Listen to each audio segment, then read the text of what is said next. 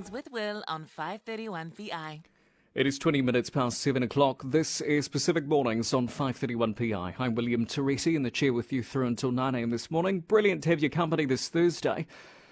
Now we're spotlighting a powerful new initiative at empowering the next generation of women leaders in the Pacific. Now the Parliament of Tonga has just launched a groundbreaking youth parliament program where 30 young women step into the shoes of parliamentarians for 2 days.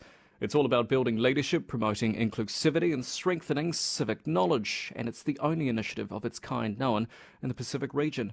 Joining us to discuss this and more is Elizabeth Kite, a trailblazer in her own right. A very good morning to you. Thank you so much for your time. Good morning, William. Thank you. Thank you for supporting us. Look, give us a bit of background into this initiative and how it all came about, perhaps. Yes, thank you. It actually started in 2018. I founded it in that year, and it was launched by Tonga's first female member of parliament, the late Princess Melesi Luktapu, who hosted the event with Tonga's first female cabinet member, Mrs. Ali Sitamoepeau, alongside Tonga's first female commoner, parliamentarian, Mrs. Papilo Foliaki.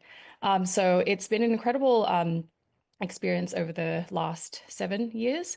And this is our best year yet, but it's very unique in that it's the only program of its kind, like you mentioned, for young women aged 16 to 29 to come into a simulation of what it's like to be in Parliament. As we know, in Tonga, we only have one elected female member of Parliament at the moment. These numbers remain low throughout the years, and this initiative is trying to really tackle that issue in planting that seed younger, which we haven't seen done before. And so far, these young girls are learning that politics are a pathway for them for the first time. So a new generation is learning this. And we see that it'll definitely impact the future and leadership by seeing more women, not only seeing it as a potential pathway for them to pursue, but also they feel able to lead within that space. Absolutely, and I kind of want to dig into that a wee bit more. The one thing I love is, our world becomes more progressive, is that rightfully so, we're seeing more women represented in our parliament. I'd love to get a sense from yourself, though, in terms of the current state of play, in terms of balance of women in parliament. Do you feel like we're still lacking in that space when it comes to the Pacific region? Yes, definitely.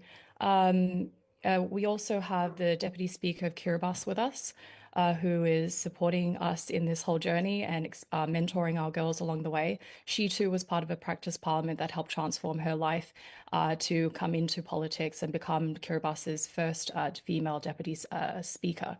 And so, for Kiribati as well, they have a full house of 45. Out of the 45 seats, they only have 5 women in that. Tonga, we have 30, we have 1 only. And it's similar across in Papua New Guinea, Solomon Islands, and other Pacific nations too. So we definitely want to see that change. And Tonga is hopefully an inspiration to that. And having our Kiribati sisters with us here as well, we hope to start that Pacific journey outwards. Yeah, absolutely. I'm assuming there would be a theme attached to this. I mean, what would this year's theme be? Yeah, so this year we have a theme. It's always usually climate related, given Tonga is the third most vulnerable country in the world to climate impacts. This year's theme is specifically on resilience and sustainability. So yeah, I think, women have, and especially young women and youth, have a really critical role in building Tonga's future. And so we just need to ensure that we're training them accordingly to ensure that it's a sustainable future and can be prosperous. Sorry. Yeah, absolutely. And I suppose with all of that in mind, and in terms of, give me a sense of what it actually encapsulates this time, this program for these young women, what you actually do. Right. So we have 1 week of orientation, which they are currently doing right now. Today is their 3rd day of their orientation, where we give them the an introduction into parliamentary procedures, things like motions, petitions, and bills, which are quite foreign to young people.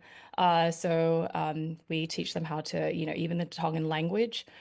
This is a bit of a struggle for a lot of our youth. We're losing the Tongan language. I'm not one to talk. My Tongan is very poor, but I am an advocate to keep this. To keep our language and to further educate our young ones to do this. Tonga's parliament only operates in the Tongan language. And so we're teaching them the Tongan language again, but in the formal ways of speaking in the chambers.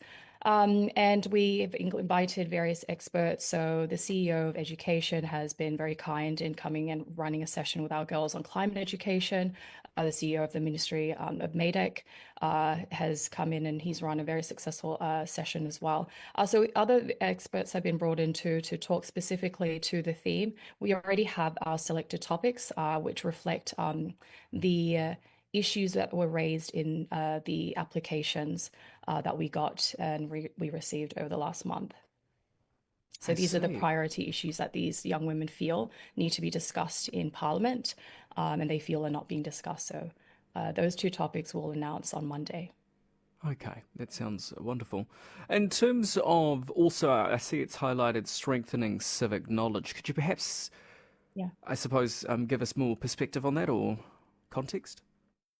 Yes, so civics it's touched upon in schools.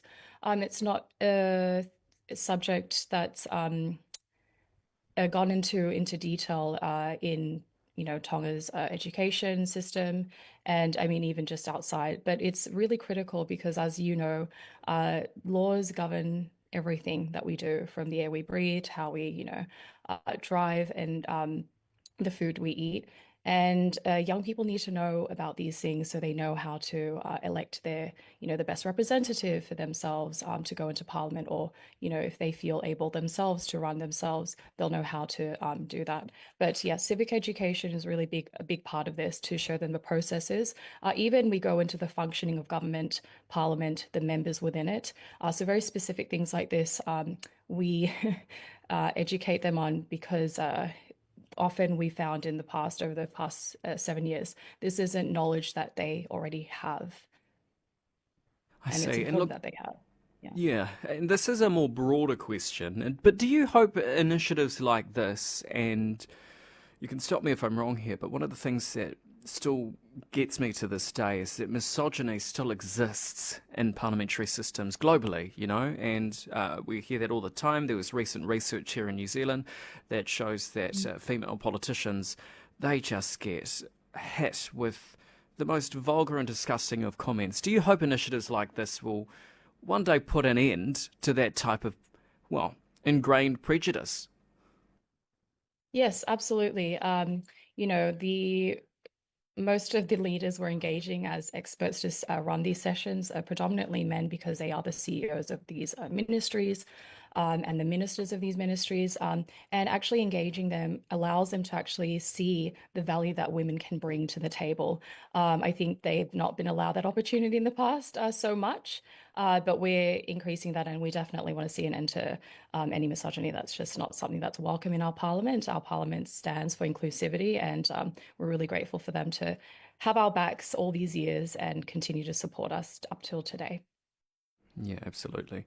Any final comments you'd like to make before we wrap up, perhaps? I just want to thank you so much for highlighting this program. It means a great deal, not only to me, but the 30 young, brilliant women that we have as part of our She Leads Whalelea cohort for this year. Yes, because we hope to inspire every other girl outside of our island, in our region, who want to consider politics, to know that, parliaments, all our parliaments, are a place where you belong to. Absolutely. Couldn't agree more with that. Thank you very much for your time. That is Elizabeth Kite talking about, of course, this powerful initiative that's empowering the next generation of women leaders in the Pacific. This is